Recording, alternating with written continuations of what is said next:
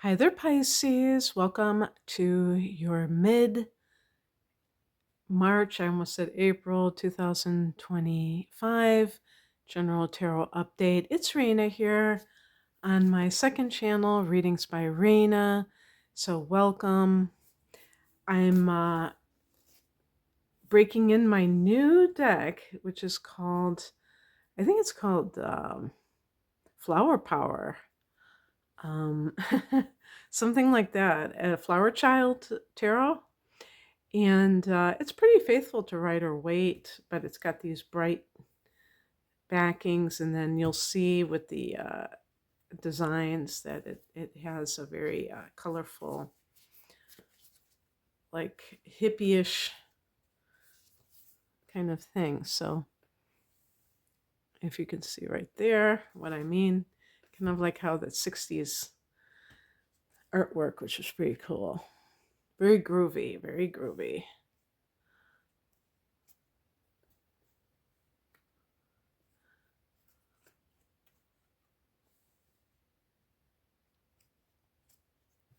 Okay. One of the things I've been having a little bit of difficulty is because these are matte cards, which means that they're not glossy. So they have really been, I kind of had to like put water on my hands because they were really sticking together. And I think, once I work with them, it'll be a lot better because the matte, the glossy, I can separate them better, but it's fine. Okay, so let's look at the heart of the matter. We have the Page of Wands. This can be a card of receiving some sort of good news. Pages can be messages, and Wands is fire energy, so it's very enthusiastic. Some Pisces people may be in the early throes of passion with a person that you're dealing with. And it's funny because I see the top three cards are all wands, and wands is all about the fire signs. So Aries, and even like astrologically, one of the things that I tend to do when I do tarot readings is draw in the astrology because there's synchronicity there a lot of times. And in this particular period of time, as we're entering the mid-month, we're poised on Aries season, which is starting the next week after mid-month when we have the astrological new year. There's going to be like a series of Aries, significant Aries transits, including your ruler Neptune going into Aries on the 30th, and the day before that there is a solar eclipse in Aries, and for Pisces this falls in your second house of earned income. So we have the Ten of Pentacles here, which can be big money, you know what I mean?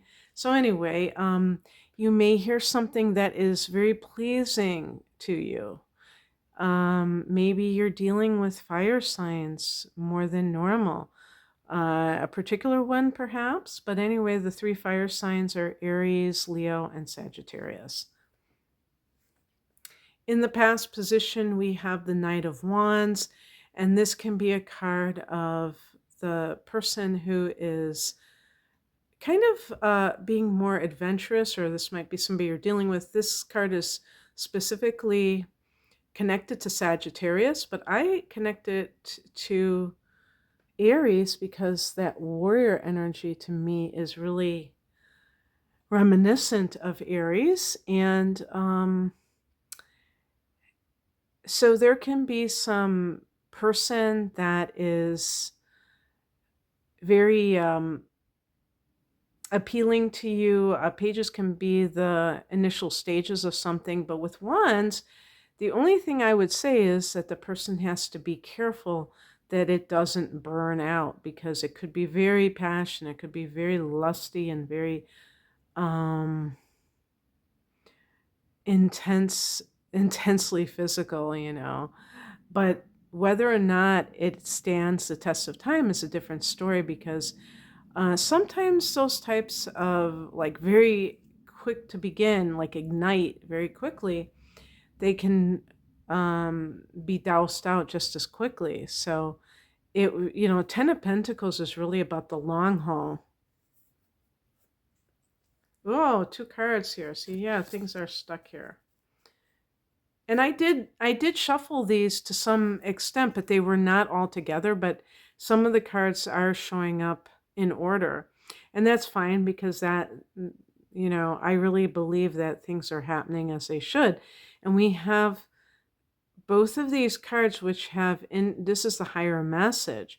So we have the what I would call the royalty, which to me can be connected to Leo specifically. And you see the sunflower here.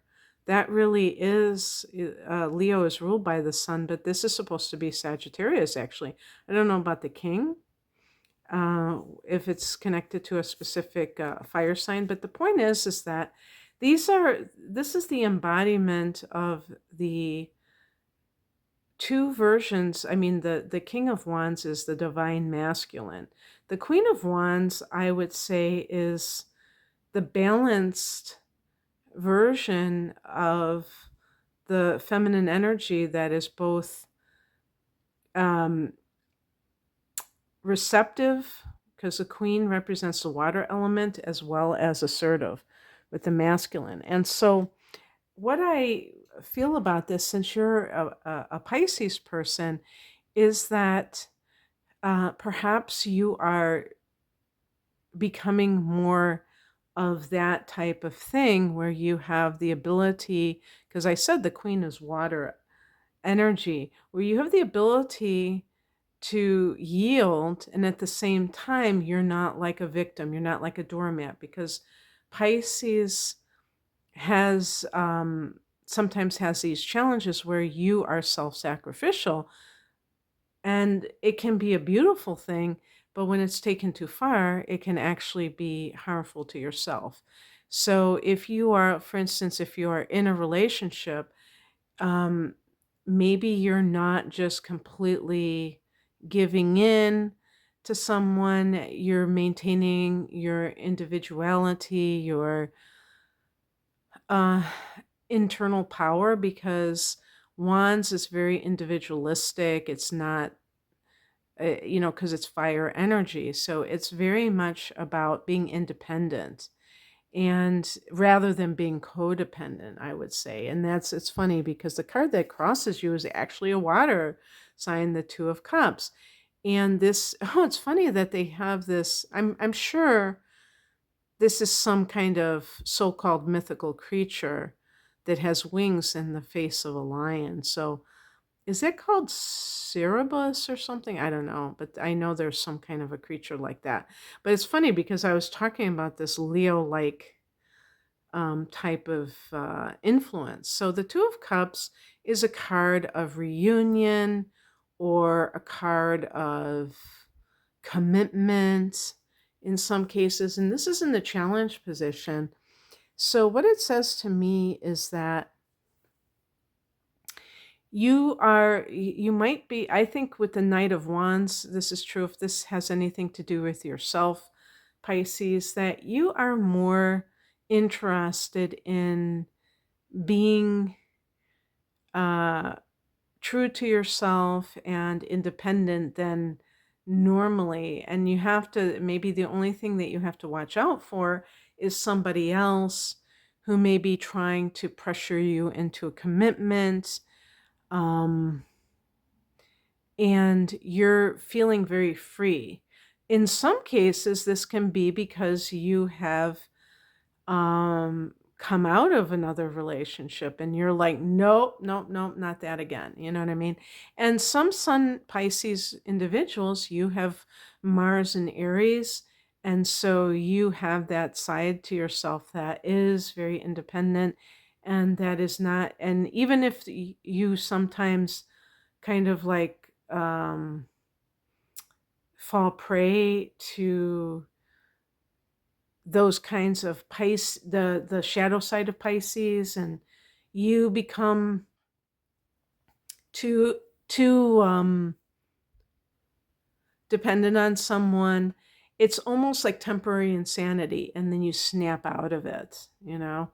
So the two cards that represent what's coming in, the energy coming in, one of them is the Eight of Swords, and this is a card you can kind of see that this is somebody who feels like they are held back from doing something. And it's really, Swords connects with the air element, the air signs. So we're talking about Gemini, Libra, Aquarius. But what the air signs represent, or what the swords represent, is communication. So self-communication can be thoughts that we have. You know, talking is another form of communication as well. I believe this is negative self-talk. So the person is imprisoned because of their own negative self-talk. And they're not really dealing with reality. They're dealing with this sort of um, thing that's going on that really doesn't represent what they're all about. And there could be this sense of frustration, like, why can't I move forward in my life for some reason? And chances are it's because I think if we look at this as the challenge, that the emotions get in the way. And really, also because you're Pisces, you might have Aquarius planets, inner planets like Mercury in Aquarius or something like that. And so you have to learn how to value your mind. Um, you know, you're so oriented with the emotions that you have to see that you have these other influences as well, but not allow the programming to be your thoughts, because those are not really your thoughts. You know what I mean? If you have been programmed to think negatively about yourself, then chances are you had a parent who was projecting their own internalized shame or otherwise negative feelings onto you and making it like all about you. And you have to be able to separate that out. See, I'm seeing these cards for the first time. And the other, I'm just laughing because of the mushrooms and the nudity. It's like, whoa, what's this? What's going on here? So, Three of Cups, this could be like a lot of socializing all of a sudden.